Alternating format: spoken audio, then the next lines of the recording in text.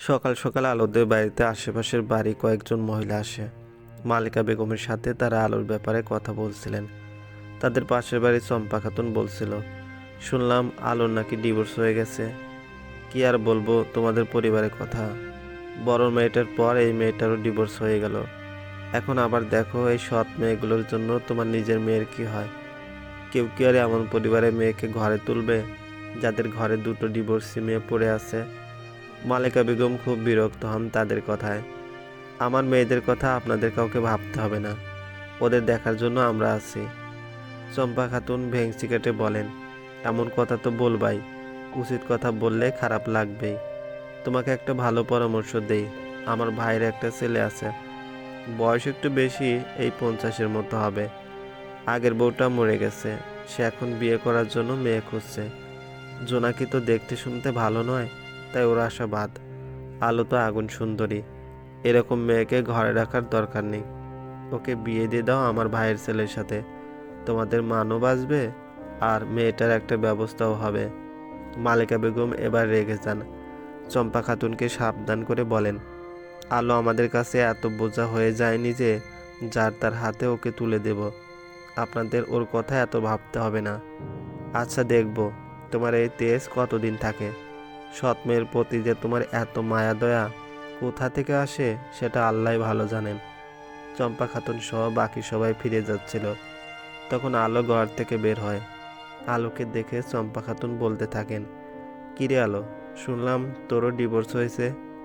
ভালোই তো, দুই বোন এখন বাপ মার ঘাড়ে বসে খা। ভালো মেয়েদেরকে তো আর স্বামী ছেড়ে দেয় না। চম্পা খাতুনের কথা শুনে আলোর মন বিষিয়ে যায়। আলো মলিন হেসে বলে, দোয়া করি আপনার মেয়েটার যেন এমন পরিণতি না হয়, তাকে যেন আপনাদের ঘাড়ে বসে খেতে না হয়। চম্পা খাতুন মুখ বাঁকিয়ে চলে যান। মালিকা বেগম আলোকে বলে, তুই ওদের কথায় কান দিস না আলো। আমি আর তোর আব্বু যতদিন বেঁচে আছি ততদিন তোদের ফেলে দেব না আমরা। আলো কিছু না বলে নিজের ঘরে চলে গিয়ে কাঁদতে থাকে। সামনে হয়তো এরকম অনেক কথা শুনতে হবে তাকে। জোনাকি মুদি দোকান থেকে বাজার করে ফিরছিল, তখন জসিমের সাথে তার দেখা হয়ে যায়। জসিম তাদের এলাকার কুখ্যাত গুন্ডা। জসিম জোনাকি দেখে বলে, কোথায় যাচ্ছিস জোনাকি? শুনলাম তোর বোনেরও নাকি তোর মতো ডিভোর্স হয়ে গেছে। শুনে খুব আনন্দ পেলাম। আমার তো ইচ্ছে ছিল তোর বোনকে বিয়ে করার। তোর আব্বুর কাছে প্রস্তাব নিয়েও গিয়েছিলাম, কিন্তু তোর আব্বু এত বজ্জাত যে কোথায় না কোথায় আলোকে বিয়ে দিয়ে দিল। আল্লাহ যা করেন ভালোর জন্যই করেন। এবার যখন সুযোগ পেয়েছি তখন আলোকে বউ করে ঘরে তুলব। জোনাকি খুব ভয় পেয়ে যায় জসিমের কথায়। জসিমের অনেক আগে থেকে আলোর উপর নজর ছিল। এখন সে যদি আলোর কোনো ক্ষতি করে, এই ভয় কাজ করতে থাকে জোনাকির মধ্যে। জোনাকি আর অপেক্ষা না করে দ্রুত বাড়িতে চলে আসে। বাজারের ব্যাগ মালিকা বেগমের হাতে তুলে দিয়ে ছুটে যায় আলোর কাছে। আলো তখন কেঁদেই যাচ্ছিল। জোনাকি আলোকে কাঁদতে দেখে বলে, এভাবে কাঁদছিস কেন আলো, কি হয়েছে? জোনাকিকে দেখে আলো তার কাছে এসে তাকে জড়িয়ে ধরে বলে, তুই এতদিন ধরে এত কথা কিভাবে সহ্য করছিস আপু? আমি যে একদিনে ভেঙে পড়েছি। জোনাকি বুঝতে পারে ব্যাপারটা। একসময় তো তাকে এই পরিস্থিতির মধ্যে দিয়ে যেতে হয়েছিল। তুই আর কাঁদিস না আলো, তোর এই কান্নার দাম কেউ দেবে না। আমাদের মতো মেয়েদের কান্না দেখার মতো কেউ নেই। আমাদের নিজেকেই সামলাতে হয়। জানিস, আমাকে যখন প্রথম প্রথম মানুষ কথা শোনাতো তখন আমিও এভাবেই কাঁদতাম। এখন অভ্যস্ত হয়ে গেছি। আগে প্রতিবাদ করলেও এখন আর করি না। বুকের মধ্যে কষ্ট জমতে জমতে এত শক্ত হয়ে গেছি যে এসব কথায় আর খারাপ মনে হয় না।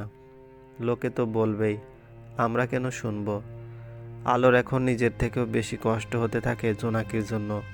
না জানি জোনাকিকে আরও কত খারাপ সময় পার করতে হয়েছে তাকে সামলানোর জন্য, তবুও জোনাকি আছে। কিন্তু জোনাকিকে সামলানোর জন্য তো কেউ ছিল না। রাতের পর রাত জোনাকির এরকম কান্নার সাক্ষী হয়তো হয়েছে এই ঘরটা। মায়া আচমকা তাদের রুমে চলে আসে, বিস্ফোরিত চোখে তাকায় আলোর দিকে।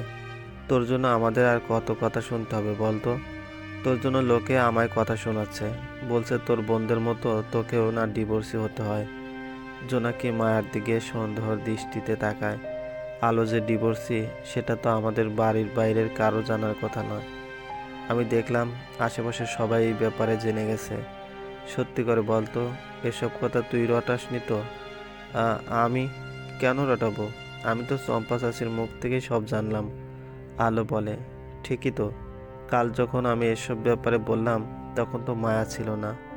তাহলে এসব কথা বাইরে গেল কিভাবে? জসিম এসেছে আলোদের বাড়িতে। সোফার উপর পা তুলে বসেছে সে। আসাদুল করিম জসিমকে দেখে খুব রেগে যান। তুমি কেন এসেছো আমাদের বাড়িতে? আর এভাবে অভদ্র মতো বসে থাকার কারণ কি? বেরিয়ে যাও বলছি। জসিম সোজা হয়ে বসে। আসাদুল করিমকে সালাম দিয়ে বলে, আমি এর আগে আপনাকে বলেছিলাম আমি আলোকে বিয়ে করতে চাই, কিন্তু আপনি তখন আলোকে অন্যখানে বিয়ে দিলেন। এখন তো আলোর ডিভোর্স হয়ে গেছে।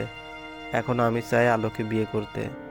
তোমার মতো একটা গুন্ডার হাতে কখনো আমার মেয়েকে তুলে দেব না। প্রয়োজনে আজীবন তাকে বসিয়ে খাওয়াবো, তাও না। বেশি কথা বলবেন না। এতক্ষণ ভদ্র ভাষায় বলেছি, তাই কাজ হয়নি। আলো ডিভোর্সি হওয়ার পরেও যে আমি ওকে বিয়ে করতে রাজি হয়েছি সেটা ওর ভাগ্য। তুমি যাবে না ঘাড় ধরে তোমাকে বের করে দেব? ঠিক আছে, চলে যাচ্ছি। ভদ্র ভাষায় যখন কাজ হলো না, তখন অভদ্র উপায় কাজে লাগাতে হবে। পরে কিন্তু দোষ দিতে পারবেন না আমায়। জসিম উঠে চলে যায়। আসাদুল করিমের মনে ভয় বাসা বাঁধে। এখন জসিম যদি খারাপ কিছু করে তখন তিনি কি করবেন? আসাদুল করিম মালেকা বেগমকে বললেন, আলোর উপর নজর রাখবে, ও যেন বাইরে না যায়। জসিমের জন্য আমার ভয় হচ্ছে খুব। আলো জোনাকির সাথে ঘরে বসেছিল। আলোর এভাবে ঘরে থাকতে ভালো লাগছিল না, তাই সে জোনাকিকে বলে, চলো আপু, একটু বাইরে থেকে ঘুরে আসি। না, এখন বাইরে যাওয়ার দরকার নেই। জানিস, আজ মুদি দোকান থেকে আসার সময় জসিমের সাথে আমার দেখা হয়েছিল। জসিমের এখনো নজর আছে তোর উপর। এই অবস্থায় তোর বাইরে যাওয়া ঠিক হবে না। আলোর মনটা খারাপ হয়ে যায়। জোনাকির আলোর বিভিন্ন মুখটা দেখে ভালো লাগছিল না, তাই জোনাকি আলোর হাত ধরে বলে, চল আশেপাশে থেকে একটু ঘুরে আসি। আলো খুব খুশি হয়। তারা দুইজন বেরিয়ে যাওয়ার সময় মালেকা বেগম তাদের আটকান। তিনি বলেন, তোদের আব্বু বলেছে আলোকে নজরে রাখতে। একটু আগে জসিম এসেছিল আলোকে বিয়ে করার প্রস্তাব নিয়ে। তোদের আব্বু না করে দেওয়ায় সে চলে গেছে। এখন এইরকম পরিস্থিতিতে তোদের বাইরে যাওয়া ঠিক হবে না। আমরা তো বেশি দূরে যাব না আম্মু। তাছাড়া আপু তো আছে আমার সাথে। ঠিক আছে, তাহলে যা, একটু সাবধানে চলাফেরা করিস। আলো জোনাকির সাথে বাইরে আসে। একটু হাঁটাহাঁটি করার পর সাজিদের সাথে তাদের দেখা হয়। সাজিদ আলোকে বলে, আলো, এদিকে আয়, তোর সাথে আমার কিছু জরুরি কথা আছে। আলোর কোনো ইচ্ছে ছিল না সাজিদের সাথে কথা বলার। সাজিদ যে আর কিছুদিন পর তার বোনের স্বামী হতে চলেছে, তাই সাজিদের থেকে যথাসম্ভব দূরত্ব বজায় রাখতে চায় আলো। জোনাকি আলো আর সাজিদের কথা বলার সুযোগ করে দেওয়ার জন্য দূরে সরে আসে। তখন সাজিদ আলোকে বলে, তুই জানিস আলো, তোর আম্মু আমাদের সম্পর্কে কথা জানতো। সব জেনে বুঝে সে আমাদের আলাদা করেছে। কথাটা শুনে আলোর বিশ্বাসই হচ্ছিল না। মালেকাকে সবসময় নিজের মা মনে করেছে, সে কিনা আলোকে এত বড় ধোঁকা দিল। আলো দ্রুত ছুটে যায় বাড়িতে। মালেকা বেগমকে গিয়ে প্রশ্ন করে, তুমি নাকি আমার আর সাজিদ ভাইয়ের সম্পর্কে কথা জেনেও আমাদের আলাদা করেছ আম্মু? কিন্তু কেন? মালেকা বেগম বুঝে যান এখন আলোকে সব সত্য বলতে হবে।